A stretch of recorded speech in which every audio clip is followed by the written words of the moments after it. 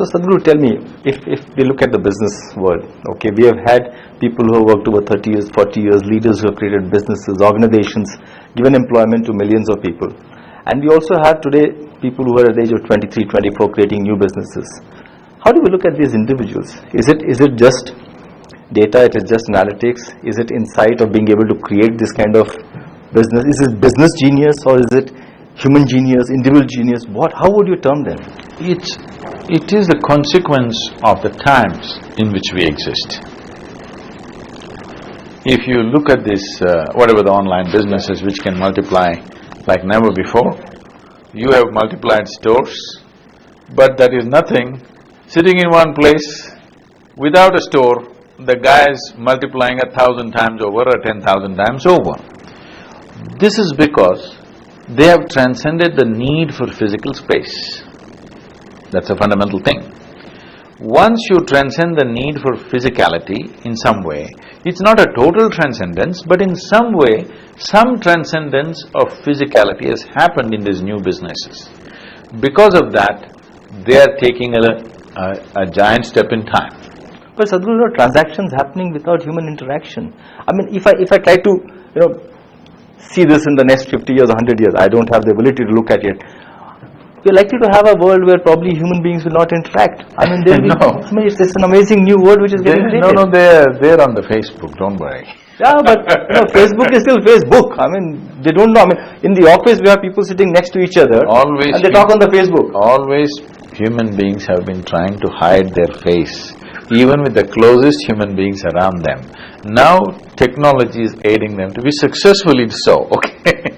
Now you can show the face you want to show without revealing your face as such. But you think it is good for the development of the human beings in terms of the way things are going? Less interactions, I don't know whether it is emotionless world. See, there was a time, I still love it, if I'm driving somewhere and I see a local shandy happening in some village, I always stop and walk through everything. I will just go and bargain the vegetables, the fish and the dry fish and all those concoctions, the whale bone that will make you invisible. All these things, none of them I need it because I'm driving on the highway, but I just like to talk to them and bargain because this is something that they value. He says 100 rupees, you say no, 25 rupees, and you talk to him and then, because I took his time, in the end I'll give him 25 rupees and come, but I don't buy it. But you also enjoyed the process. No, why I'm telling you this is, I can do without the talk, but this is a dying space. This is going to go away. That to buy a vegetable for 20 rupees, you talk to the guy for 20 minutes, okay? This is a dying space. So because I know in another 5, 10 or 15 years this will be completely gone, I am just enjoying a relic. A friend of mine said that his son is so involved in technology that to call him out for dinner or lunch, they send a message through Facebook. Because he doesn't pick up his phone in his own room.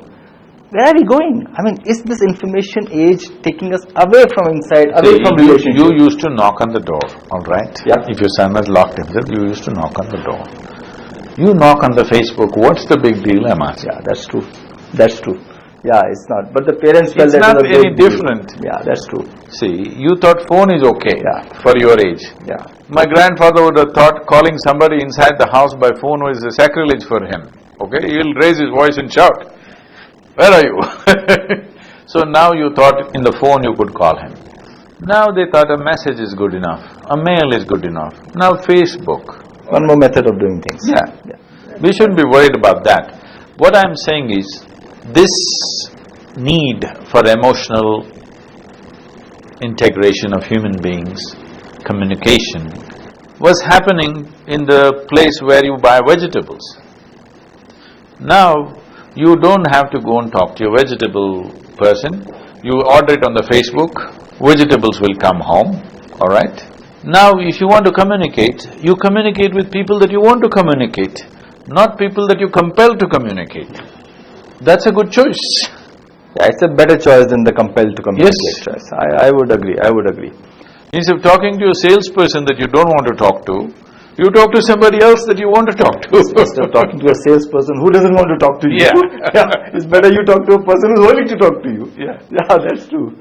Sadhguru, you know, this, in Isha we are looking at this Insight program, DNA of Success. Last year we had 200, 300 SMEs, CEOs, managers, leaders who came in.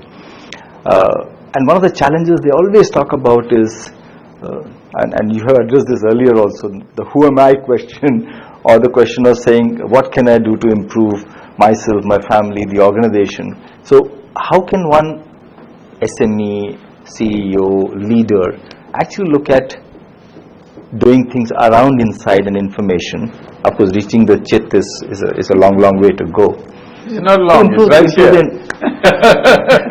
Improve the environment around them, because that's the purpose that they want to drive. This is the entire problem with human beings. They think they are capable of improving something which they themselves have not experienced. See, parents are always thinking their children should be very happy. But they can't demonstrate happiness on a daily basis. All they demonstrate is anxiety. How will the children be happy? So I'm saying the fundamental flaw in the way we are approaching our activity, for which we are paying a heavy price, is we are always trying to enhance the activity. This is the mode of our education. We are trying to enhance the activity. I am saying, you enhance yourself. If who you are is enhanced, everything that you do is naturally enhanced. After a short break, Sadhguru talks about the role of leadership in business, the key to ultimate goal, and the realm of devotion for personal growth. Stay tuned. Always human beings have been trying to hide their face, even with the closest human beings around them. Now technology is aiding them to be successfully so, okay?